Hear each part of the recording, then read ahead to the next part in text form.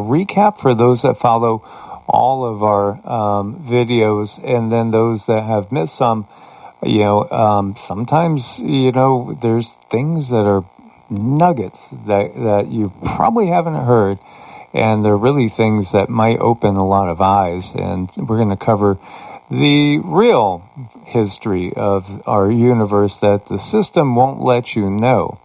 Well, we're going to cover a little bit of it anyway. There's quite a lot. There's a ton. There is a ton. But, perhaps this will turn into a series as we can give you guys more and more. Many people might realize now at this point in time that we are not alone. We've never been alone. There are many far more advanced civilizations out there. There are many more civilizations on Earth, inside the Earth, under the ocean, that are just millions of years ahead of us in many ways, and including spiritually when you get down to it too in some cases. But here we are. We have left the Kali Yuga behind, April 8th, 2024, with the eclipse marked the beginning of our new Bronze Age. And what is different about the Bronze Age? Well, I would say number one, it's the fact that we no longer have the same belief structures and systems in place. As the belief systems of the Kali Yuga get blown to bits, which is happening right now, and new realizations settle in, people's whole paradigms are going to change, and they are changing rapidly. Well, the first thing that I got when I did get this information in was the technology. The technology that is here currently in the 3D, it's not going to be able to sustain itself. It's going to be breaking down. It's not going to be able to do the jobs that it was meant to do. And there were several instances of that after that eclipse. A lot of that happened, where just regular equipment just it stopped doing what it needed to do, and it was they just couldn't keep certain things covered up anymore, and that's going to continue. That's going to continue on and on as we move deeper into this age. Well, let's talk about that breaking down of technology, because I think a lot of people are experiencing things not working properly, and we wonder what's going on. Is it just planned obsolescence? Because, they always want you to have a need to buy a new laptop or a phone or what have you. Everything has planned obsolescence in it. Is it just that, or is there something else going on a much bigger scale? Is it perhaps, sabotage in some ways from the beings in the higher densities that want to see humanity be free again and maybe rejoin our cosmic family? What the heck is that? Oh, there's Joe. That's weird. Hi, Joe. Hi, Joe. That's really weird how that came through. But anyway, what is really going on with technology? And will the technology that we've all grown up with go away? I just want to ask something of you guys and see how many people this has happened to. So I've noticed with myself, if I'm using my cell phone and a text comes through and say it's something a little bit overwhelming, or let's say, it's something kind of drastic, like I need to pay a bill and I can't get into my bank account, my phone will freeze. I mean, I'll just be sitting there, and if my energy gets kind of shot upward and outward, my phone completely freezes. And I know other people that happens to too. So how many times does that happen? Does that have to be like, is it just a coincidence if it happens like 100 times, or every single time the phone freezes when your energy gets kind of shot out there into the universe? Well, how about all the times that, like when Cindy was having some dental things done, and again, be very, very careful, cautious, and look deep into everything that you have done from a medical perspective, even with, dentistry. She would just crash computers constantly. It was a mess. It was going to happen. When she was going to walk into an office, the computer's going to crash. computers, the card readers, they had to put me in a room. Like, they had all this Wi-Fi stuff, this fancy new stuff that I went in there, and it was wireless, right? It's all wireless, Bluetooth, and it wouldn't work. They had to put me in the rooms with all technology. And then, of course, when I went to pay for it, my card wouldn't work. It was just one thing after the next. So when I am in pain or I am overly excited, whether it be good or bad or whatever, really weird things happen. So, just shifting from the Kali Yuga into the Bronze Age as time goes on, the very ether changes. And we've talked about this in other videos. The ether is that from which the elements come. You have the four elements, earth, air, fire, and water. They emanate from the ether. And the ether is, it's the fifth element. It's the Akash. There's different names that have been given to it. And the very, very fabric of this reality changes. Time will change, or the apparent passing of time. Again, time is always relative. It is always relative, and it is relative in more ways than one, obviously, to that person experiencing time. As an 80-year-old person is going to have a different experience of time than somebody that's 20 or somebody that's 5. It's just natural. And then the same thing goes when we're embodied in a physical body and when we're out of body in the astral, in the 4D, the perception of time shifts. That's very curious. We were just talking about time just a second ago and how the word soon can be frustrating to some people and how it can be triggered because the system always says, well, something is going to happen soon. But if you're dealing with a different type of time that is off planet compared to on planet, then soon, it could be soon to them, or it's when you have that understanding that when you are not on this planet, when you're somewhere else, time is very, very different. It is extremely different. And we have a lot of things that are going on that are off planet. I just want to keep everyone reminded of that. So when we use the word soon, in many ways it is soon, but from someone else's understanding, another being, let's say. Mm-hmm. Yeah, absolutely. Of which humans will be being introduced to a variety of different beings. Again, so many of which are from our own planet. We just haven't had formal acknowledgement of them. What we've shared with you in the past, in past videos, and just to recap for anybody that's new, the Earth that we see is the remnant of Tiamat, and Tiamat was the original planet. It was destroyed in the Draco-Lyran Wars, which are still basically ongoing. It's an interdimensional, intergalactic battle that has gone on for as long as humanity, in the present form, it's longer than humanity's been embodied as Homo sapiens, and the other ancestries that we have. When we look to the human family tree on Earth, you'll see a lot of dead ends. Well, again, there's a lot going on there, as well as you have a variety of different humanoid species that have come here from different planets and have used Earth as a refuge. We are all refugees here in a sense, and when we see the big mass migrations that go on inside the Earth's nations, that really is reflective of what goes on in our galaxy, as well as, again, these wars have claimed entire planets. Entire planets have been destroyed. So the Earth that we have was created from the greatest piece of what was known as Tiamat. The Sumerian stories do touch on it, but they touch on it from a different point of view than the real galactic history.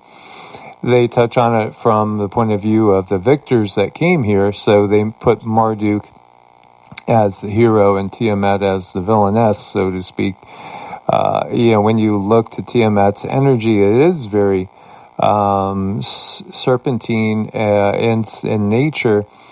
When we look to dragons, again, we'll see Tiamat represented as a dragon.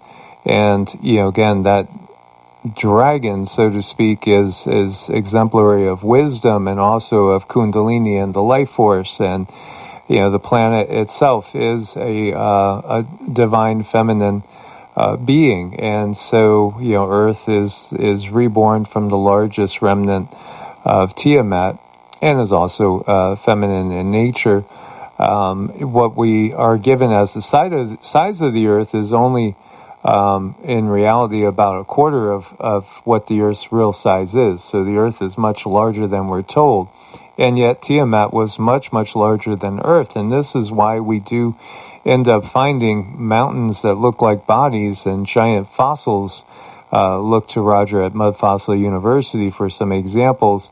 The reality is, some of these mountains are really the bodies of giants that are just literally miles in size.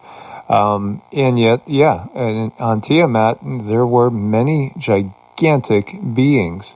On Earth, again, being just a small fraction of what Tiamat was, especially when we look at the portion that we are able to access. It's all relative, and that explains why we have all these different size beings. The part that I keep going back to when it comes to Tiamat is the calling of the superconscious, because it was needed. And, like the beings that you see on the screen now, there were many different types of beings who heard the call and they came in to help, and many of them bringing different plant medicines, different, other creatures, For example, mushrooms. Mushrooms are not native to this planet. Dragonflies are not native to this planet. There's a lot of medicines out there that are not necessarily native to this planet, but were brought from all over the universe. And I find that so fascinating that the superconsciousness can be called, and so many beings are of the mind and capable of answering. And when it comes to Earth keeping herself protected, she welcomes everyone. Now, she also has a right to protect herself. So this is why the information where it's like we are in a quarantine.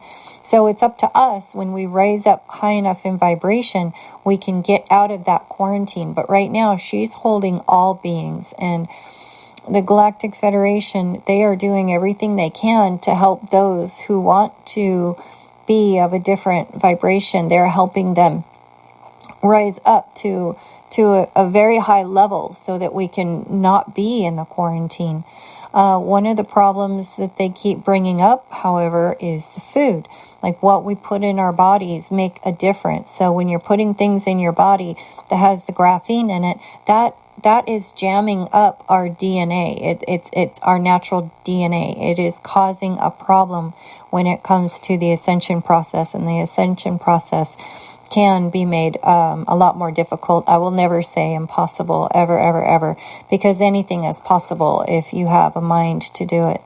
But it is a difficult situation that humans are faced with right now, but not impossible. So 5D Earth already exists, and it can be accessed by people when they raise their frequency high enough, and that's something, to take away from this. When Cindy's talking about the quarantine zone, there is a quarantine zone for us because this particular portion of the planet was separated for the beings of that lower nature. And when we talk about the draconian reptilian control grid, it doesn't exist on the other portions of Earth. It's only on this portion of Earth. When certain claims were made by certain civilizations and talking about ancestry and history, this was their argument, was that, they had a right to be here on the planet when the planet was remade, again, from the remnant of Tiamat. So they were allowed just a small portion. Like I said, Earth she's not going to turn away anyone, but she will protect herself. So those beings who are able, and if they want to move up in vibration, can have access to the rest of the planet, which is absolutely beautiful. what I've seen of it is breathtaking. It's not just looking at it. It's like I feel it. Like the green plants I see and the water, and it's tropical and it's like perfect. It's something that's absolutely incredible. It's like, who wouldn't want to be there?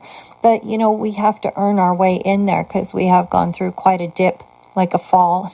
In consciousness. Yes, a big fall in consciousness. So you have the fallen angels. Well, guess what, guys? We are fallen angels, and here we are. We're trying to help each other, and there's some people who come along that are a little more angelic than others that help other people rise up in vibration. And here we are helping each other. We are not going to ever really have a completely clear picture of what's going on unless you really want to go within, unless you really want to see. It's that desire, and there's a lot of people here that are still, they're fine with their 9-to-5 job. They go to work and they come home, go to work and come home, and that's what they want to do. They have no desire to move up in vibration, so they probably won't see a lot of these beings where many of us can. Life totally abounds. There is life all over because, again, this realm was created for consciousness to explore in an embodied state. So when you are looking at space, and many people have picked up that there's something that doesn't feel right about space, well, it's not a vacuum or a void, although there is a void, but that's like another subject to go on. As far as space that we know in the manifest universe, it really is more akin to a liquid. It's more like a less dense ocean. Think of something in between air and water in density. And it does have all the building blocks for life there. So, space is, again, not an obstacle. Distances are not what they tell us as well. And we have neighbors that are hidden from us all the time because the control system wouldn't want you to know that there's other planets in the sky very close to us, as well as even other suns as well in our system, which, again, many legends speak of this, and things will be revealed again in the not-too-distant future as there are contracts and agreements, treaties, if you will, that are coming due as early as the summer solstice of this particular year. Nothing is set in stone other than the fact that the ascension process is ongoing.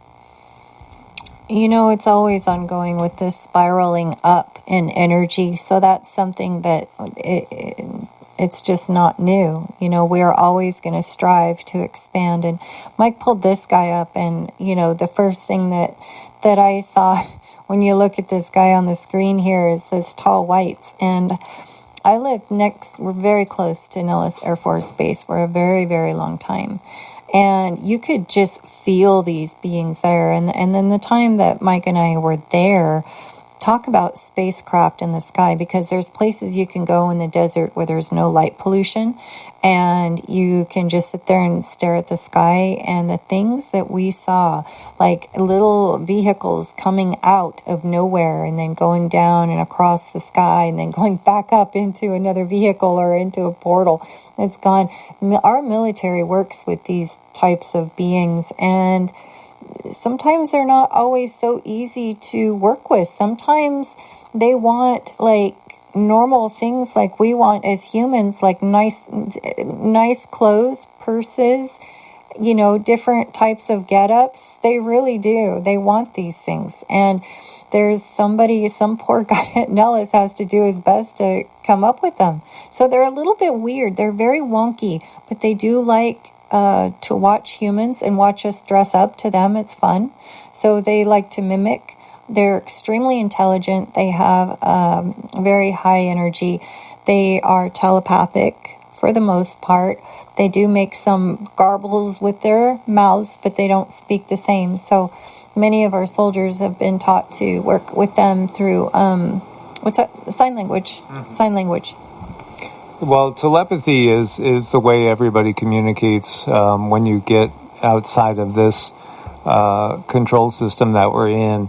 And in fact, when you're talking about the Tower of Babel and that whole incident, that's basically taking the telepathic communications away from the masses, is what that really was. You know, a little silly detail about these guys, but they really like bright yellow, like banana yellow, and they like super bright pinks. So they find a lot of enjoyment out of the human culture. They probably like David Bowie. Probably loved him. So when we're talking about communication with non-human species, again, it's telepathy. And many people that are abductees have had the experience of telepathic communications. Even when we go back into history and we see interactions with the fairy folk and all, it's not necessarily that they're speaking the same language. It's that, we don't have the need to verbalize. And there's even evidence of this with ourselves and our biology and our genes, as they were putting genes into mice that they only found in Homo sapiens in relating to speech, just to check out if the mice would start verbalizing. Again, the attack on the pineal gland, because that is the key to being telepathic, is you have to have an active pineal gland. And it's not a coincidence that they put water, they've given you water laced with fluoride, amongst other things, to stop or stall or retard the development of the pineal gland. And a lot of the fairy folk here are, they're stuck. They're stuck in nature.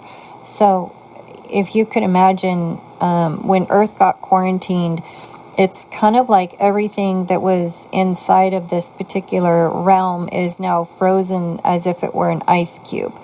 And it's not until that energy changes, either with the thing that's in the ice cube or the ice cube itself, that's when things can start to leave this quarantine zone. So I have seen fairies that are quite cranky.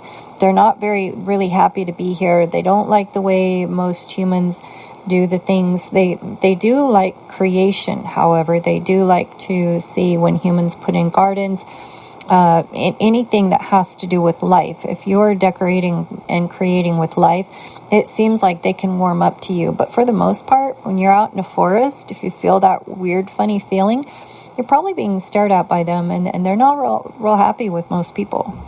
Well, because the system itself is so destructive, and so, again, showing respect for the divine feminine and the original intention behind this natural matrix is key. And then we can start to work with beings, especially working with the elementals, which is so key. Mm-hmm. Very important to learn how they talk, to learn their language, and sit and be quiet and ground with the earth. And we have water beings as well. Many different types of water beings, and yes, they stay out of the way. They have their own places to go. We have cities underwater.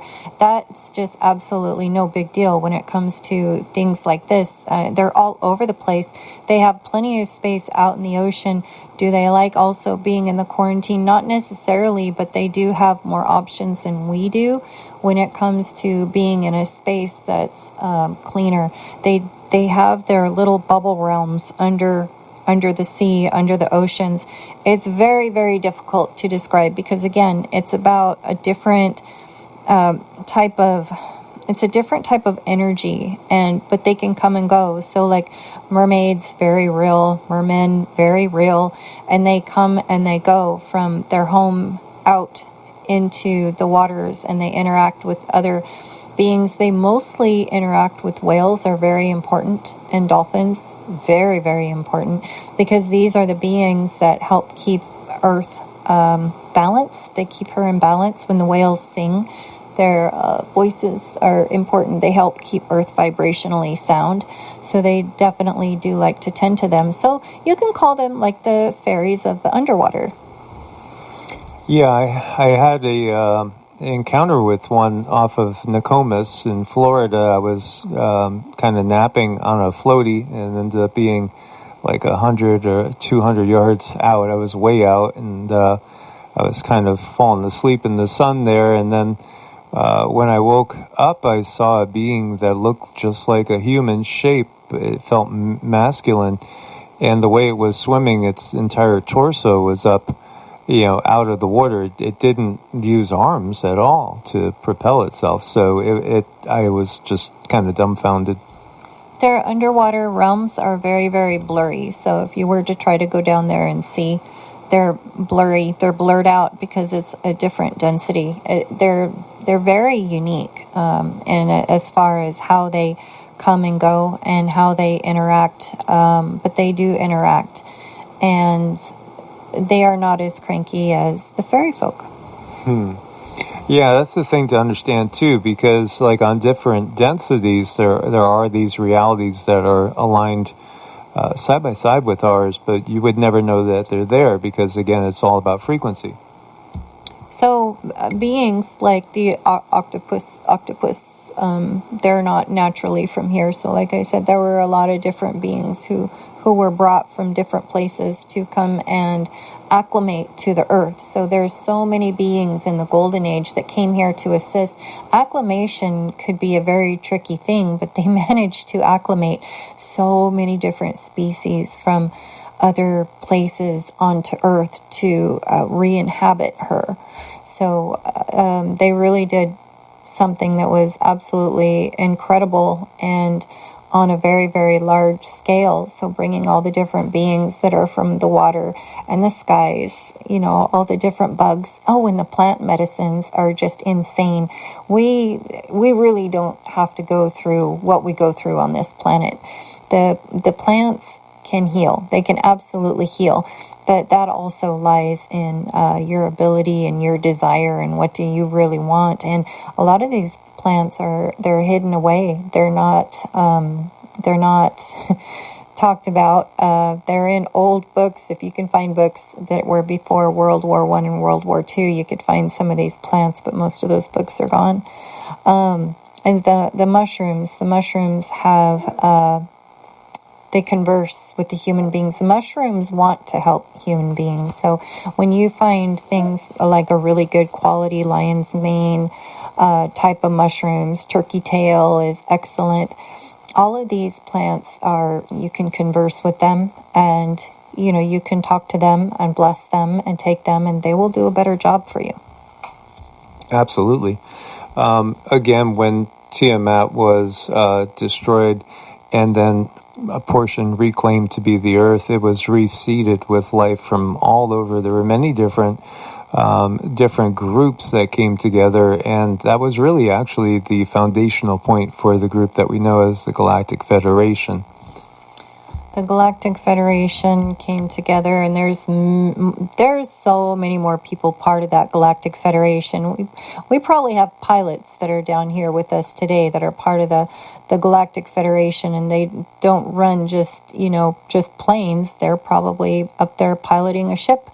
And a lot of people who are out there that are just earth angels and helping other people help other people go through the awakening. A lot of people support the awakening, and they don't even know that they're a part of the Galactic Federation.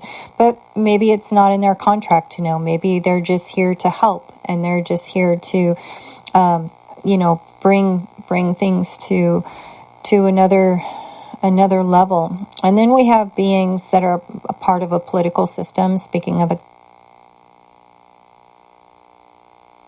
Federation, there's many different types of beings up there, and there's what you see on this screen is I can't say it's typical, but they're different looking. They're very different looking, and they have star families, and they are watching over their star families. We are their star family. So I do like to find a star family in astrology. I can help someone find their star family and help bring them understanding and help them see, okay, well, this is what you are here to do. And sometimes people are here to help others, and sometimes people are here to make themselves better, and in doing so, they end up helping other people. So the political structure is quite interesting. So many people that even if they just believe in the Galactic Federation, they are part of that federation, and they have a star family that's up there watching over them. when we talk about the dark matrix, what we're referring to again is the draconian, reptilian, and the key component to that is AI system that has made the dark matrix on this portion of quarantine Earth. But it also has claimed many different cultures, many different planets. And we could look to Nibiru and Mars as examples of where it's kind of gone wrong and led to a lot of destruction of the natural order and even again caused it so that the planets themselves are basically on life support. Nibiru is basically more of a mothership now at this point in time than a planet, and they utilize a black hole as their system of propulsion. They use that to move about at will, and so Nibiru is still, of course, outside the orbits of Neptune and Uranus. It is a lower fourth density planet, and it can't get any closer, wouldn't be allowed to get any closer. Again, it's more of a ship, so it can be moved about at will. And if you look at it, it is the natural part of it has been decimated, although there is, again, a divine feminine component to the original Nibiru. So this dark system, which is claimed so many different planets, doesn't even originate in our galaxy, doesn't really originate in our universe. It actually came through what we would call a portal, a stargate of sorts. The Draco came through and invaded this universe. So far back, we don't even know what corresponding measurement of time would be. They created the AI, which then enslaved them and utilizes biological beings and beings that again have the source spark within them as its energy source. So very much like what you see in the Matrix. Ultimately, the Draco again are enslaved to the AI that they created. So if you want to, say who is the ultimate Satan, it is ultimately AI. It's not, ChatGPT here on Earth or anything like that. These are all infant AIs in comparison. But it is ultimately AI that is the quote-unquote adversary, the Satan, so to speak. Well, AI is being trusted so quickly, and of course, just like with anything else, there's good aspects to it. But when it comes to molding our understanding of the world, things like astrology, it's not coming out right. So you might think you're getting some astral alignment, but the information coming back out of AI is not correct, and people are just blindly believing it. Yeah, you're talking about the instance with, was it Joni? Yeah. Yeah, Joni Petrie just checking with, was she checking ChatGPT or one of them? One of the AIs, she was given the information, and all the information that was given from AI was all completely wrong. And you have to understand, AI does not have access to these sacred texts that the Vedic astrology comes from. It takes a human to look at that and interpret it. AI doesn't have access to that. So, I mean, if it's happening in astrology, it's got to be happening everywhere else too. And when it comes to us just wanting to know answers, of course we do. So I think we need to be very careful with the AI. I'm not saying to not use it. I think it definitely has, it can help us, but we should be very careful when we're getting information about our daily lives through it. Yeah, absolutely. And it has no way of connecting to the Akashic records, the higher density libraries that are available to all. There are, I'm not saying all the technologies are bad, because there are quantum technologies that are good. Let's take the pyramids, for example. The pyramids are more of a quantum technology that can bring about healing, and there's been a lot of information about those come up lately. And everything that's under them, there's quantum computers that we simply have not seen, but they do put off a vibration that help heal in a certain type of environment. So They are about to contact us soon. That word soon, what does soon mean? I mean, how soon? Well, if your lifespan was 100,000 years, 5 years, 10 years would seem very soon. It's all relative. So I feel like I can share this on this video. Speaking of the word soon, I was, before I met Mike and I was being prepared to be this type of a channel doing what I'm doing now, I was taken up into a ship, and when I left, it was 12 noon on my clock. And it felt like they had me up there, 2 or 3 hours. They were doing the reprogramming of my body to give me these connections that I utilize now. And when I came back, it was 12:10. So it was only 10 minutes here on Earth, and I was somewhere else for a long time, what felt like a long time, because they did a lot of work. They did a lot of reprogramming in my energy field. And how much of that was I supposed to see? I don't know. I don't believe in accidents. I think I was supposed to see some of it, so I had an understanding of, my mission and what I'm supposed to do here on Earth, and the way I connect to the Galactic Federation. So that was something that was in my contract to do. It was just time for me to wake up. It was time for Mike and I to come together. It was time for me to wake up and start to help people understand who they are and where they're from, because people are curious now. They're not going to just settle for 3D, day-to-day living. Some people are genuinely curious about their star families, and they really want to know. And I think it's because the star family energy is shining through a lot of people, and they know that they're different, and they don't know where this difference is coming from because they don't really match the family they were born into. No, and, again, when you look towards everything pretty much has been given to us in the movies, they have to kind of disclose. And so what we're looking at here, you can see where it looks like these beings are biological, but with, again, technology implanted. That is trademark Dark Matrix. That is, exactly the Draconian Reptilian AI grid. Yeah, no, I don't like it whenever I see those parts of technology. It doesn't instantly make them bad, but it does concern me. And then there's this guy. Yeah, there are so many different races out there. You might say, well, why do all of them have usually one head and 2 arms and 2 legs? That star pattern is typical, and it is a good, simple vehicle for consciousness to explore its creation.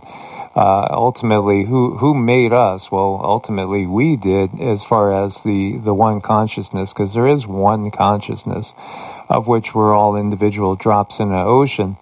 And this reality is just one thing to explore, and it is created for that very thing, for exploration, for growth. We are eternal beings by nature, and we just shift from one different reality to another as we go.